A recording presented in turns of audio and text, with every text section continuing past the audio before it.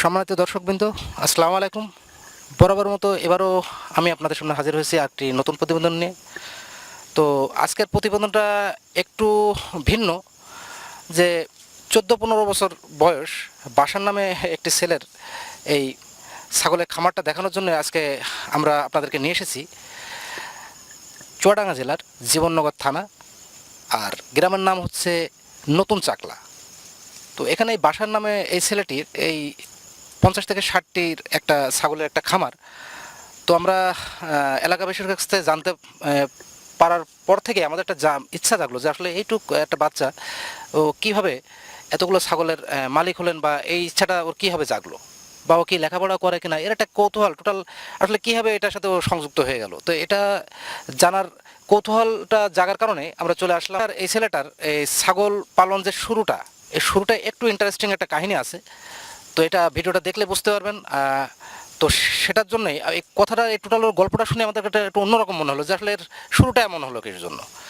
তো সেটার জন্য আমরা চলে আসলাম এই প্রতিবেদন করতে। তো আশা করি দর্শক পুরো ভিডিওটি জুড়েই আমাদের সাথে থাকবেন, আর ভিডিওটি কোনো প্রকার না টেনেই ভিডিওটি দেখবেন। তো দর্শক, কথা না বাড়িয়ে চলুন আমরা সরাসরি সে বাসারের সাথে যাই কথা বলি। আসসালামু আলাইকুম আবুল বাসার ভাই, কেমন আছেন? ওয়ালাইকুম আসসালাম। আপনি কেমন আছেন? আলহামদুলিল্লাহ ভালো আছি। তুমি তো বয়সে বেশ ছোটই হবা, তোমাকে তুমি বলে সম্বোধন করছি।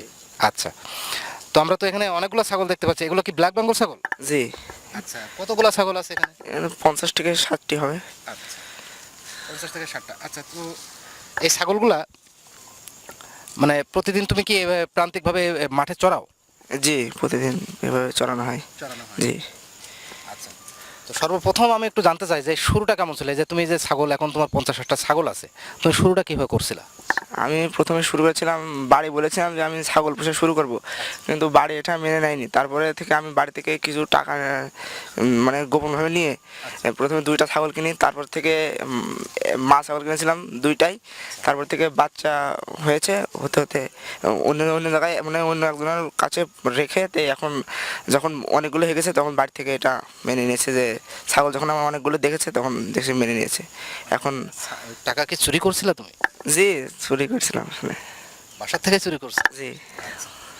তো তোমার একটা ইচ্ছা ছিল যে তুমি ছাগল পুষবা? জি, ছাগল পুষবো, এই জন্য এই ইচ্ছা নিয়েই, এই আশা নিয়েই বাসা থেকে টাকা চুরি করেছিলাম। তো শুরুটা দর্শক, আসলে শুরুটা খুবই ইন্টারেস্টিং। আসলে মানুষের সাথে কথা না বললে, আসলে খামারিদের পর্যায়ে না গেলে আসলে এই ধরনের সত্যগুলো আসলে জানা যায় না। আমার মনে হয় এই যত খামারিগুলো, খামারের সাথে আমরা কথা বলছি, তো এই খামারের এই বাচ্চা ছেলে এই বাসার এইটুক বয়সে ওর একটা ইচ্ছাই ছিল যে ওর একটা ছাগলের সংখ্যা ও বাড়াবে এবং এইভাবে ছাগল পালন করবে। তো যখন বাসার থেকে কেউ সাপোর্ট দিল না, তো দেখুন নিজের বাসা থেকে নিজেই টাকা চুরি করে সে 2টা ছাগল কিনে, কোথাও কারোর কাছে ওই গ্রাম্য ভাষায় বলে আছে পোষানি, তো সেটা দিয়ে ও ছাগলটাকে সংখ্যাটাকে বৃদ্ধি করে আজকে প্রায় 50 থেকে 60টা ছাগলের রূপ দিতে সে সফল হয়েছে। তো আমরা সরাসরি আবার বাসারের কাছে আর কিছু জানার চেষ্টা করি দর্শক। তো বাসার, তুমি যেহেতু ছাগলগুলো এখন দীর্ঘ সময় ধরে পুষছো, তো এই ছাগল এর সাথে জড়িত আছো কয় বছর ধরে? এই ধরেন 4 বছর হবে। 4 বছর। জি। আচ্ছা, তো এটা একটা এই এতগুলো ছাগলের দিনের প্রথম থেকে সন্ধ্যার আগ পর্যন্ত কিভাবে তুমি এটা এদের খাওয়া দাওয়া কিভাবে কি করো, একটু আমাদেরকে টোটাল একটু বিস্তারিত বলো। এগুলো আসলে সকালের দিকে আমার ঘাস লাগানো আছে, সেই ঘাস দেওয়া হয়। তারপর থেকে দুপুর মানে 1টা থেকে 3টা 3টা মানে মোটামুটি 2 ঘন্টা মতন মাঠে চড়ানো হয়। আচ্ছা, আচ্ছা। জি। তারপর থেকে বাড়ি নিয়ে যাওয়ার ওদেরকে খোয়ারে বেঁধে দেওয়া হয়। আচ্ছা, আচ্ছা। জি। মানে সকাল টাইমে একবার খাওয়ানো হয়? সকালটাকে একবার খাওয়ানো, ঘাস খাওয়ানো হয়। আচ্ছা, তো আমি একটু জানতে চাই তোমার কাছে যে তুমি এই ছাগল পুষতে যে কি ধরনের সমস্যা তুমি লক্ষ্য করলা? ছাগল পুষতে যে আসলে জ্বর হয়, ঠান্ডা লাগে, ছাগল অনেক সময় দেখা যাচ্ছে ঝিম মতন ধরে থাকে, আচ্ছা, আচ্ছা। এটাই নিউমোনিয়া এসব হয়। তো এই থেকে ছাগলের অনেক ক্ষতি, ধরেন মারাও যায় ছাগল অনেক। ছাগল যেমন বছরে শতকরা 5 থেকে 6টা করে ছাগল মারা যায় এমনিতেই, এই জ্বর এসবের কারণে। আর আরও অনেক সমস্যা আছে যেগুলো আমরা জানি না। এসব কারণে ছাগল আমাদের অনেকের অনেক ক্ষয়ক্ষতি হয়ে যায়। আচ্ছা, তো এই ছাগল নিয়ে তোমার কি ভবিষ্যতে কি আরো এটাকে মানে বড় করার ইচ্ছা আছে কিনা? যে ভবিষ্যতে এটা অনেক বড় করার একটা ইয়ে আছে, যে আমার বাসায় একটা ছোট ঘর আছে, আমি ঘরটাকে আরো বড় করে আরো অনেকগুলো ছাগল মানে পোষার একটা আমার পরিকল্পনা আছে। তো তুমি যেহেতু এই ছাগলগুলো পুষছো, তো তুমি লেখাপড়ার সাথে কি মানে সম্পৃক্ততা আছে কিনা তোমার? জি, আমি ক্লাস 9-এ লেখাপড়া করি, মানবিক শাখা। জি। আর তুমি এই যে এত ছোট বয়সে, আমার একটু জানার ইচ্ছে যে তোমার তো বয়স খুব একটা বেশি না, তোমার বয়স কত এখন? এই 14 থেকে 15 কাকা বয়স তো এই 14 থেকে 15 বয়সে, 15 বছর বয়সে তোমার কেন এই ধরনের ইচ্ছাটা জাগলো? কি হবে যে তুমি এই ছাগল পুষবা, এই ইচ্ছাটা কার দ্বারা অনুপ্রাণিত হয়েছিল? যে কাকে দেখে তুমি ভালো লাগছিল যে আমিও নিজে এভাবে পুষবো? আমি খুবই মধ্যবিত্ত একটা পরিবারের ছেলে, যেহেতু বাড়ি থেকে টাকা পয়সা, তো স্কুলে যদি কোনো টাকা পয়সা লাগতো তা একটু দুদিন দেরি হতো, আমাদের আশপাশে বন্ধুরা সবাই দিয়ে দিত।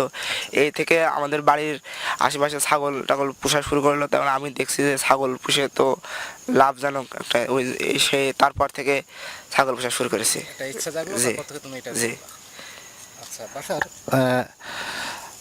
আমরা আশা করি যে তোমার এই স্বপ্নগুলো যেন অবশ্যই বাস্তবে রূপ নেয়। তো তুমি ভালো থাকো।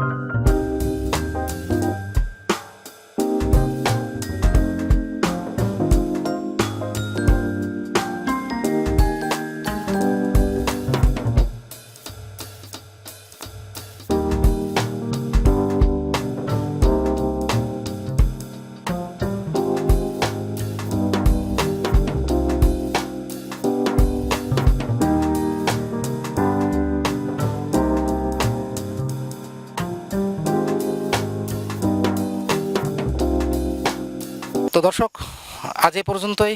বেলা পড়ে গেছে, অলরেডি সন্ধ্যা, পড়ন্ত বিকেল, বেশি কথা আর বাড়াবো না।